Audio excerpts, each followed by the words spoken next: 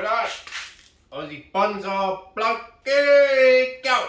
Well, today is one day away from Australia Day. Unfortunately, I don't think I can do an Australia Day video this year because I'm not going to be home and I'm going on another holiday for a week and a bit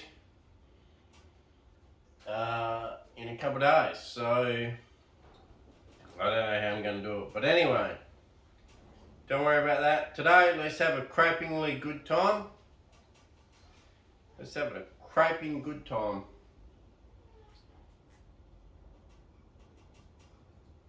Cheers. So what we're going to do is we're just going to basically trim back these two trees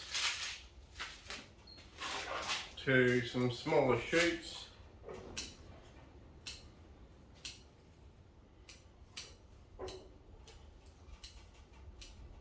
And then the tree will respond, tree, bush, whatever you want to call her, will respond to the trimming and it will put out some new shoots before autumn and should be good. Okay, let's talk a little bit about the crepe myrtle. Crepe myrtle, I do not enjoy the flower at all. The flower on them is pretty in the garden, don't get me wrong. In the garden, the flower is pretty. As a bonsai, the flower is wasted. It will be out here, well away from the actual silhouette of the tree. And I just don't agree with trying to make a crepe myrtle bonsai flower. Now, the good part is a crepe myrtle has beautiful, especially get the right ones. Like this one here has got a really red leaf. That one's greener, but it has a beautiful red leaf. And it looks really good, really attractive. So there's no need to try to get flowers on a crepe myrtle at all, because they're that attractive with the bark flaking off, the red leaves, if that's what you've got in a variety, all sorts of different reasons. But basically, in a crepe myrtle, you do not need the flowers to make it pretty. It's not like an azalea where pretty well it has to flower and look nice. Crepe myrtle is pretty bloody stunning just on its own. So don't worry about trying to get it to flower. Just chop the shoots off in midsummer. You may possibly have to chop them off again in mid-autumn, maybe, or early autumn. See how the tree responds. Depends on the weather, the climate, all that sort of stuff. If you have to chop it again, do it. And I find the later that you have to chop your tree, because it grows too long, the better the autumn colours seem to be, you know. Autumn colours seem to be really pretty if it's allowed to grow and you cut it back quite late. It seems to then produce another lot of foliage, which then gives you beautiful autumn colours very late in the season. So keep that in mind. If you completely disagree with what I'm saying here and you want to produce flowers, that's up to you. Go for it. But to produce flowers, what you would do is the cutting back I do now Okay, midsummer cut back. If you want flowers, then you would leave it grow. Okay, and you would not cut it back again until probably winter or spring. Probably spring, because these things don't like being cut back in winter. So in spring you would cut it back again. But what that would do, if I don't touch it now until mid-autumn,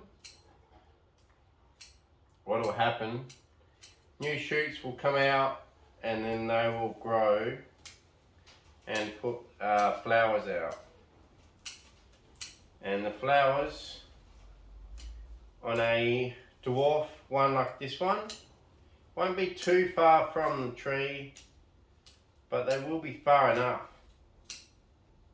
Okay, so you'll probably end up with flowers out here, which to me still looks silly, so I don't bother with it. What I'll do is when this thing regrows from this trimming now, I'll probably give it another really light trimming in early autumn. And what will happen then, if you give it that late or early autumn trimming, in late autumn, early winter, all the new regrowth that happened from the early autumn trimming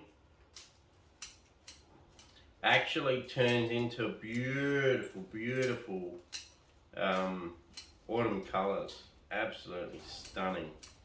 So that's happened to me every year so far that I've done this tree, and I'm not going to worry about flowers at all ever on a crepe myrtle, because I think crepe myrtle has so much more to offer apart from the flowers. Just the leaves, the autumn colours, the beautiful, beautiful, you know, up to reds in the summer of the new regrowth. And I think, you know, that's good enough. We don't need to worry about the flowers. But if you do want to do flowers, you might trim it back now and then just leave it, let it flower. But like I say, the flowers will be well outside the silhouette of the tree, and not only that, it means that you have to let the growth of the tree get long and get thick, and then when you cut back, you'll be cutting back thick branches that grew the flowers, and you won't get this fine ramification inside the tree. So there you go. So that's that tree done, pretty much.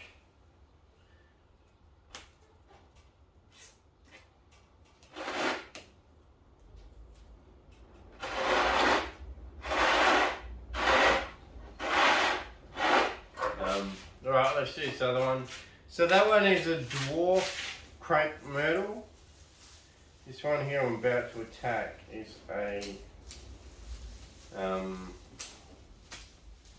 normal crepe myrtle, no dwarf in its genes at all. And I'm really happy with this one this year. So instead of it producing a lot of... So what happens, normally this one produces some really lime green new growth and not that strong. But this year, a lot of its new growth has turned red, which is amazing for this tree because normally that doesn't happen. So it must be really happy and really healthy, growing pretty well. So what we're going to do is we're just going to basically hedge it. I can come back here later and cut things a little bit better if they need to be. but at the moment we're just basically going to hedge this tree.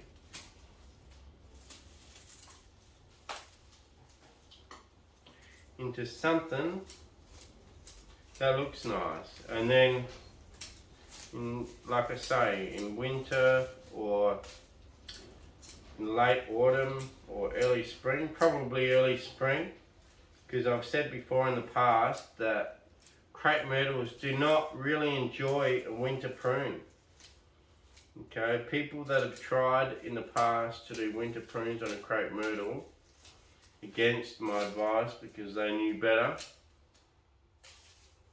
quite a few of them have ended up with a lot of dieback. So what I'm probably suggesting is we cut it back here now pretty hard. We're going to leave this one. We may cut it back again in late autumn if it responds really well and grows some nice strong shoots. But if it doesn't grow nice strong shoots and it just grows a little bit, we'll probably leave it until early spring, because I do not like to cut back crepe myrtles, okay, in the middle of winter, because I feel like what happens is they completely shut down, and then the cuts that you give them are unable to heal up.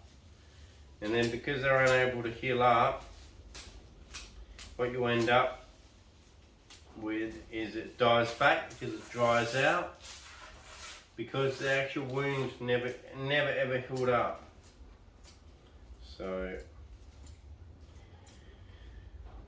I really suggest not to cut them back midwinter. If this one really grows strong after today, I will cut it back one more time before winter, but that'll be mid-autumn. Okay, so there you go. So that's that one cut back as well. And we've had a, crapingly good time. I don't even know which looks best, but there you go. Right, let's give this one a spin. Let's just have a look at the quality of the video.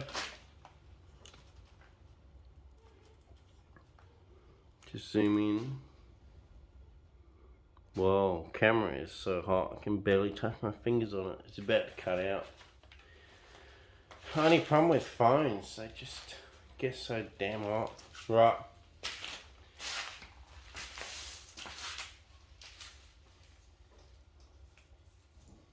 Okay, so that's a beautiful tree. Absolutely stunning tree. They get beautiful bark. Certain times of the year they shed the bark.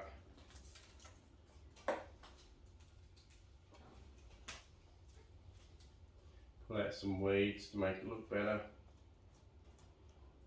And we'll give it a bit of a spin. It's also another good look of the tree, the trunk, everything.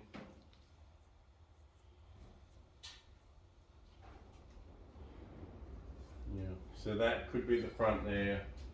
At the moment I believe that's the front, but I think in the future probably that could end up being the front with this move forward into here.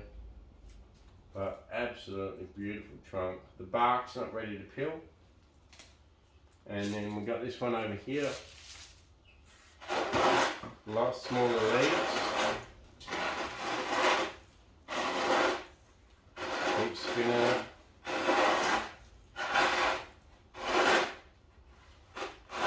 There you go. Yeah, that's definitely the front. You could pick out some leaves so that you can see it better. Just at the front. Just pick a few leaves out just to open it up so that you can see in there better. That's about it. So there's your one. Number two, which at the moment is probably better looking from there. But I think in future, there could be a good spot. So there you go, guys. Thank you very much for watching. Aussie Bonsai Bloke. Man, do we have some stuff here to clean up from the last few videos. Absolute mess, but we love it. We love it. So there you go.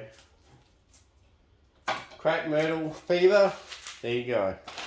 If you want a crepe myrtle, get one because they're extremely easy. Great in a hot climate.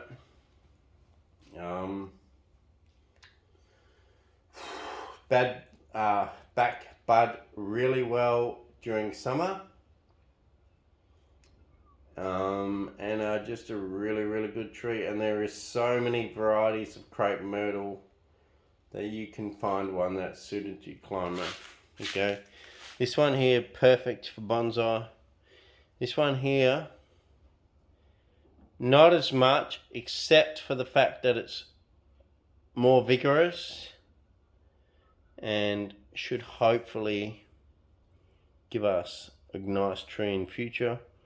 And the taper on the thing is actually doing pretty well. So cheers guys, thanks very much for watching. Better turn this phone off before it shuts down from being too hot, but cheers. And I'll catch you later on Aussie Bonsai Bloke. So have a good day, week, year, whatever. And I'll catch you later guys. Have fun with the trees.